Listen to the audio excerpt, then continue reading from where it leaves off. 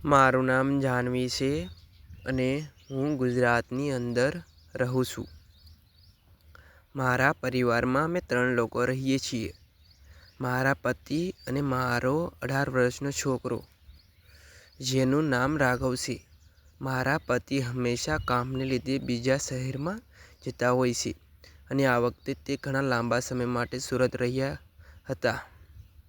ઘરમાં મારા સિવાય છોકરા સિવાય કોઈ ન હતું.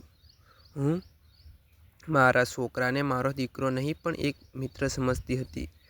એક રાત્રે હું આખો દિવસ કામ કરીને ખૂબ થાકી ગઈ હતી અને મને કમરમાં દુખાવો થઈ રહ્યો હતો, એટલે મેં વિચાર્યું કે મારે હવે થોડોક આરામ કરવો જોઈએ. હું મારા બિસ્તર ઉપર ઊભી લાંબી થઈને સૂઈ ગઈ. એનો ફાયદો ઉઠાવીને મારા છોકરાએ જે કર્યું તે સાંભળીને તમે હેરાન થઈ જશો મિત્રો. હું તમને પૂરેપૂરો કિસ્સો જણાવું છું તે પહેલાં બધા મિત્રોને નમ્ર વિનંતી છે કે વિડીયોને લાઈક અને ચેનલને સબસ્ક્રાઈબ જરૂર કરી દેજો. મિત્રો, મારા છોકરાએ મારી ચિંતા જોઈ અને તે તરત જ મારી પાસે આવ્યો અને કહેવા લાગ્યો કે મમ્મી, તમારી તબિયત ઠીક નથી લાગ રહી, શું થયું? તમને તેના અવાજની અંદર અલગ ભાવ હતો. મેં કહ્યું, કાંઈ નહીં દીકરા, મારી કમર દર્દ થઈ રહી છે. શું તું મારી કમર ઉપર માલિશ કરી દઈશ?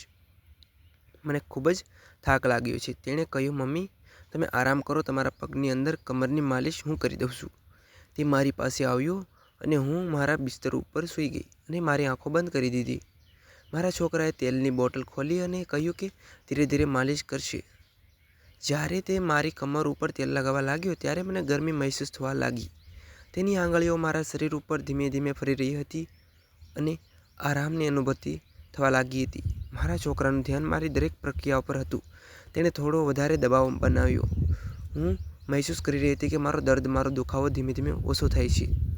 તેનો સ્પર્શ એટલો સરસ હતો કે મને આરામ થવા લાગ્યો. મને લાગ્યું કે આ એક જાદુ છે. જેમ જેમ તે માલિશ કરતો ગયો તેમ તેમ મારી આંખો ધીમે ધીમે બંધ થવા લાગી. તેના હાથનો સ્પર્શ અને તેની મધુર મધુર વાતોથી મારી આંખો બંધ થવા લાગી. થોડીવાર પછી મેં ધીમે ધીમે મારી આંખો ખોલી અને મેં જોયું તો મારી આંખો ફાટેલી રહી ગઈ, કારણ કે મારા રૂમનો નકશો પૂરી રીતે બદલી ગયો હતો. ચારે બાજુ રંગબેરંગી રોશની હતી અને ટેબલ ઉપર એક સરસ મજાનો કેક પડ્યો હતો અને તેની ઉપર લખ્યું હતું કે હેપી બર્થડે.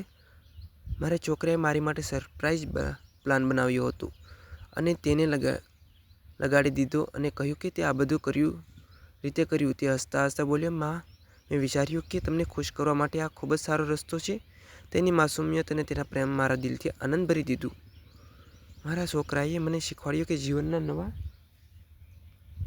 નાના પ્રસંગો પણ કેટલા મહત્વપૂર્ણ હોય છે. પછી અમે બંને સાથે કેક કાપ્યો અને કેક ખાધો. પછી અમે બંને વાતો કરવા લાગી ગયા. તેણે પોતાના સ્કૂલની વિશે વાત કરી અને મેં મારા નાનપણના કેટલાક કિસ્સા સંભળાવ્યા. તેની આંખોમાં જે ચમક હતી તે મારી માટે અનમોલ ગિફ્ટ હતું. હું વિચારવા લાગી કે હું કેટલી ભાગ્યશાળી છું કે મારે એક છોકરો છે જે ફક્ત મારી મદદ નથી કરતો પણ મને ખુશ રાખવા માટે તેનાથી થતી બધી મહેનત કરે છે. મેં મહેસૂસ કર્યું કે સંબંધોને સમજવા માટે તેનું સન્માન કરવું મહત્વપૂર્ણ છે. પછી મેં નક્કી કર્યું કે હું મારા છોકરા સાથે વધારે સમય વિતાવીશ. પછી હું રોજ તેની સાથે વાતો કરતી અને તેની સાથે સમય વિતાવતી. મેં તેને ગળે લગાડતા કહ્યું, તું મારી જિંદગીની સૌથી મોટી ખુશી છે. હસતા હસતા મારી સામે જોયું અને બોલ્યો, માં, હું તમને હંમેશા તમારી મદદ કરીશ.